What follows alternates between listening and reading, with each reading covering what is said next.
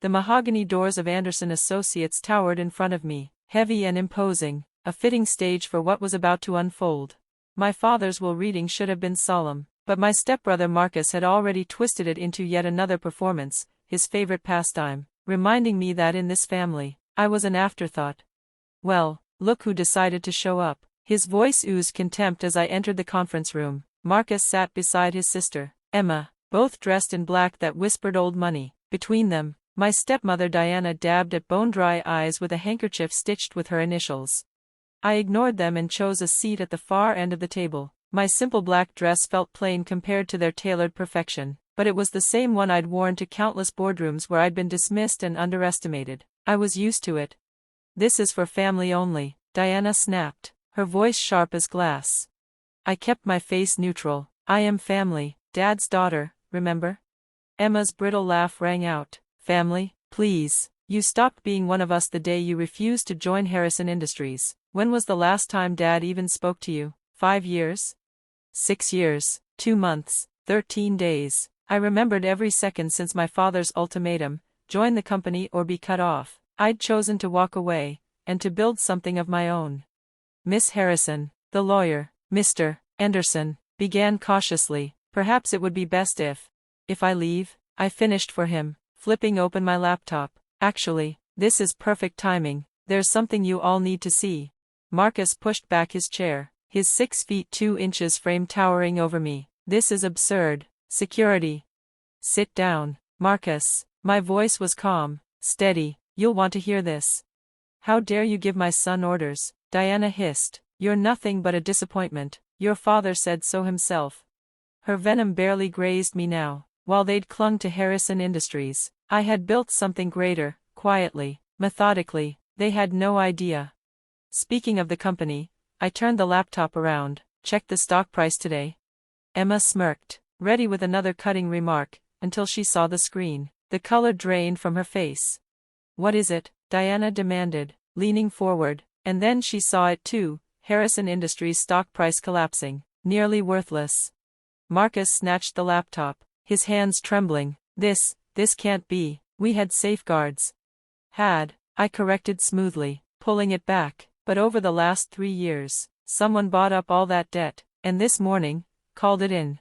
Silence dropped like a stone. Even Anderson froze mid-page. "Who would?" Diana stopped, her eyes locked on mine, and for the first time in years, she truly saw me. My phone buzzed. I glanced at the screen. Perfect. The acquisition is complete. I met their stunned faces. Harrison Industries now belongs to Phoenix Global. Or, in simpler terms, it belongs to me. "You're lying," Marcus barked. "You could never afford $2. I cut in. "That's what your empire was worth by the time I was done." Poetic, isn't it? The daughter you cast aside now owns it all. Emma scrambled for her handbag, no doubt to confirm it herself, but I already knew. The headlines were everywhere, flooding financial networks by the minute. "This is a trick," Diana whispered, though her voice shook. Mr. Anderson cleared his throat, visibly rattled. "Given these developments, the will reading will need to be postponed until ownership of the company assets is legally confirmed." I rose slowly, gathering my things without hurry. "No need to postpone," I said. "I already know the will by heart. To my disappointment of a daughter, I leave nothing. Isn't that right, Diana? You made sure he signed it while you held the pen." Her flinch was all the confirmation I needed. "The irony," I continued, "is that while you were busy writing me out of the will, I was writing myself into something far larger. The company, the properties, the vacation homes, everything you thought was yours, it's already mine." Marcus took a step forward, trying to loom. "You can't do this. We're family."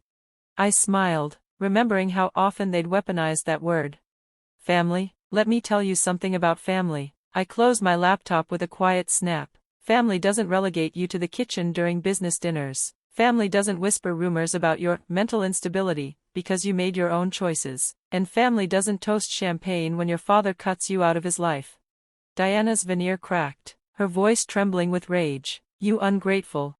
"Save it," I cut in. "I've got 6 years of footage from the Harrison Mansion's security system. Every dinner where you plotted against me, every conversation about the disappointment. My favorite is Christmas, when you convinced Dad to change his will while he was medicated." Emma paled, You bugged our house? No, I replied evenly. I accessed your outdated security system, the same one that caught Marcus siphoning company funds, and Emma, your creative accounting to bury it. I placed a USB drive on the table, deliberate and slow. Would the board like to see that? Marcus lunged for it, but I slid it back into my bag. Copies, Marcus, dozens of them. Diana's voice wavered, stripped of her usual sharpness. What do you want? I sat again, smoothing my dress as though this were just another business meeting. 6 years ago, you all laughed when I started a consulting firm, called it a hobby, but while you were bleeding Harrison Industries dry, I built Phoenix Global, an empire that thrives on rescuing failing businesses run by entitled heirs who think the world owes them. Mr. Anderson tried again. Perhaps we should reschedule. No need, I cut him off. In an hour, I'll be with the Harrison board. They're eager to meet their new owner, especially after I showed them proof of Marcus's embezzlement. Emma's face twisted in panic. You promised nobody would ever find out. They found out, I said simply. They just kept quiet because I asked them to. Amazing how cooperative people are when you hold their futures in your hands. Diana stood, her designer suit suddenly looking cheap under the weight of her fear. We'll fight this. You can't just take everything. With what money? My voice was quiet, lethal. The accounts are frozen. The mansion's codes have been changed. Your cards? I tilted my head. They should be declining, right about now. Emma's phone buzzed. She looked, then gasped. My account, cancelled. All of it. That's only the start, I said. The cars will be gone by evening. Vacation homes, seized. The jet, grounded. Marcus collapsed into his chair, his arrogance finally cracking. Dad would never have wanted this.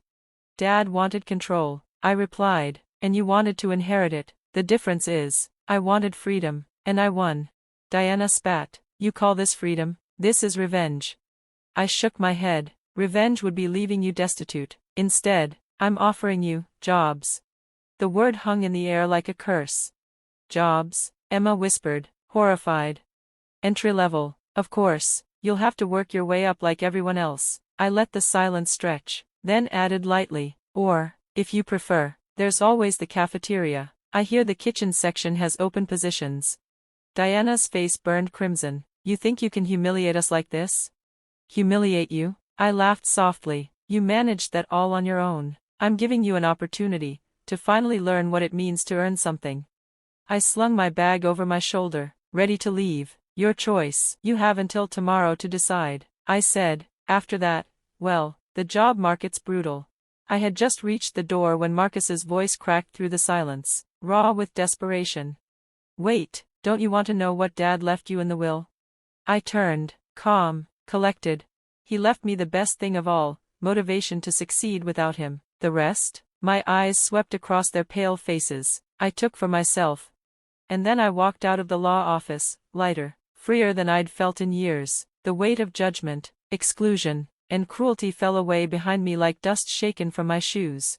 My phone buzzed. A message from the board. Can you meet earlier? We're eager to meet the new owner. I smiled. Not long ago, I'd been the one pouring their coffee. Funny, the things people say when they think no one important is listening.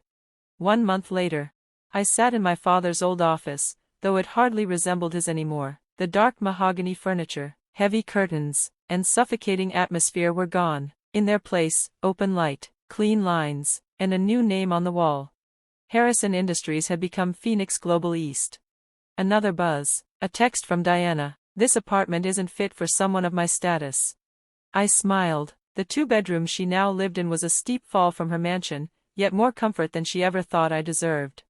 Emma had quit after 3 days in the mailroom, whining about paper cuts. Marcus lasted 1 week in accounting before storming out. Both were now clinging to Diana, who herself was struggling as a junior office manager, answering phones she used to ignore. A knock. Come in, I said. Linda entered. Once dismissed as just the receptionist, she now ran HR. She handed me a folder, smirking. Performance reviews, including your step-siblings. Let me guess, I said, they rated themselves highly. Linda chuckled. Emma wrote that sorting mail was beneath her. Marcus said he should be CFO. I shook my head. How the tables had turned. Then Linda's face sobered. She slid another folder across the desk. We also found these, your father's personal letters, all addressed to you, none ever sent. I froze. He followed everything, she said softly. He knew you were Phoenix Global. The last letter was written the day before he died. Alone, I opened it. My dearest daughter, I watched you succeed without me. You chose your own path, and you were right. I was too proud to admit it. The company is yours now, as it always should have been. You earned it, not through bloodline, but through strength. Love, Dad. Tears blurred the page. For the first time in years, I let them fall. The next morning, I faced the board. My father's letter lay safe in my desk drawer, close to my heart. I have some changes to announce, I began.